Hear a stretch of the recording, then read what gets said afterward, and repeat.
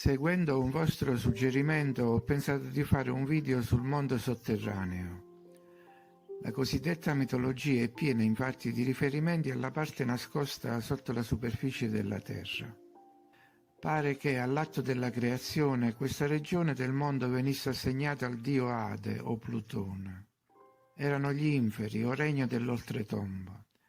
Nel ventre della terra, sotto il vulcano Etna, aveva la sua officina anche Efesto, che fabbricava dispositivi e armi per gli altri dei.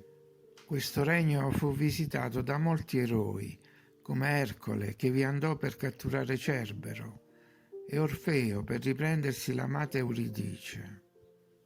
Enea, nell'Eneide di Virgilio, vi scende per dialogare con le anime dei defunti.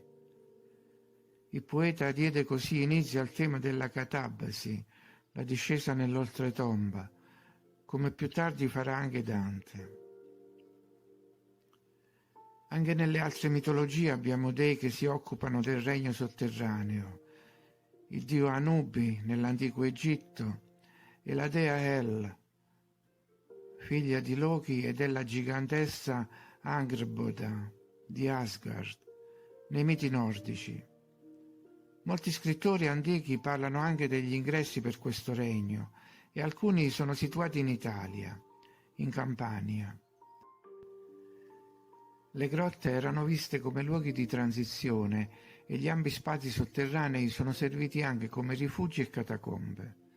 Nell'Ottocento si diffuse la teoria della terra cava, ad opera di John Cleves Simmons, e Werner scrisse più tardi il libro Viaggio al centro della Terra. Altre storie diedero forza a questa teoria, come il libro The Smoky God, e molti scrittori ambientarono racconti nel sottosuolo, a Parigi come a Londra. Nel secolo scorso sono stati scoperti insediamenti sotterranei in Turchia e in Arizona, dove vivevano gli indiani Anasazi. Tutti questi accenni a spazi sotterranei hanno trovato conferma nel XX secolo con la scoperta di lunghe gallerie in ogni parte della Terra, ed è nata la teoria che i continenti siano collegati da tunnel. Alle anime dei morti, alle bestie, ai serpenti, ai demoni abitatori di questa parte del mondo si sono aggiunti anche gli alieni. La realtà si è confusa con la fantasia e il passato col presente, per cui riesce difficile stabilire se i tunnel di San Francisco siano della stessa matrice di quelli di Boston o di Minneapolis, se le grotte cinesi abbiano a che fare con quelle del Libano o della Siria o della Russia.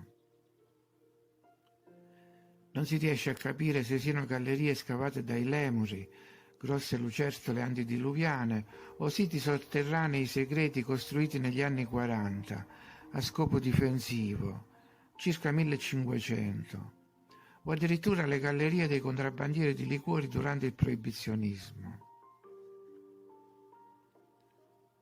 O se si tratti di vecchie stazioni della metropolitana di Tartaria o vecchie miniere o passaggi segreti di principi e imperatori.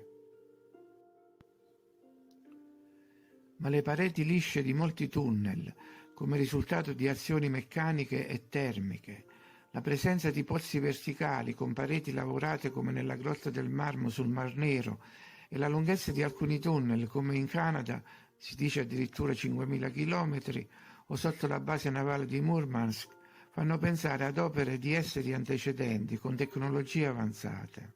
Naturalmente intorno a questi siti sono sorte delle storie e nessuno può dire se siano vere o solo leggende metropolitane sotterranee.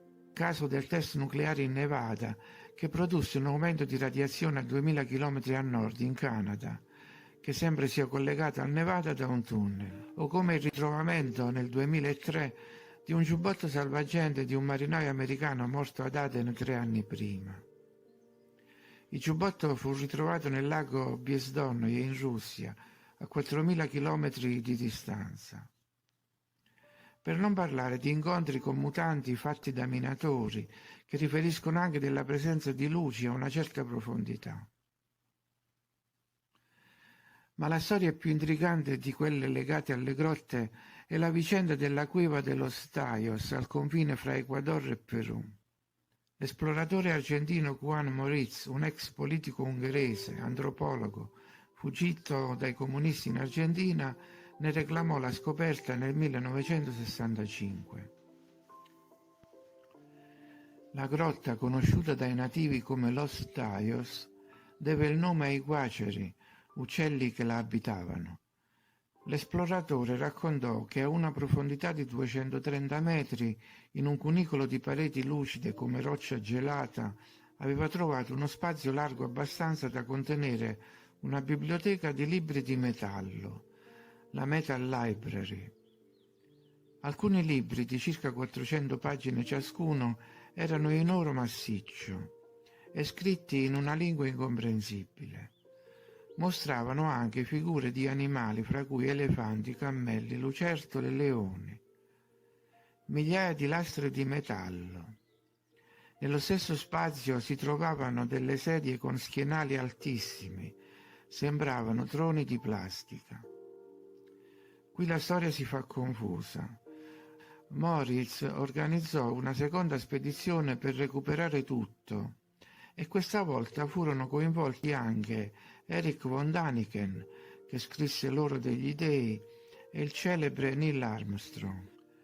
Non fu trovato nulla e la stampa accusò l'esploratore di essere un bugiardo. Lui allora tirò in ballo il padre Carlo Crespi, che poteva testimoniare sulla presenza del tesoro e che anzi era in possesso di molti manufatti comprati dagli indigeni provenienti dalla grotta. Si trattava di oggetti simili a quelli babilonesi e sumeri. Padre Carlo Crespi, nato nel 1891, aveva frequentato l'università a Milano e in seguito, divenuto sacerdote, gli era stata assegnata la missione di Cuenca, nelle Ande, a 230 chilometri da Quito. Per pochi soldi acquistava reperti e antichità portatigli dai contadini che li trovavano nei campi, nella giungla o in grotte sotterranee. Aveva riempito 3 stanze di ceramiche inca, oggetti di rame, maschere e 100 lastre, anche di 1 metro di altezza, con iscrizioni e con immagini legate al mondo mediterraneo. Effettivamente, alcuni reperti ricordano gli Anunnaki sumeri e altre divinità egizie.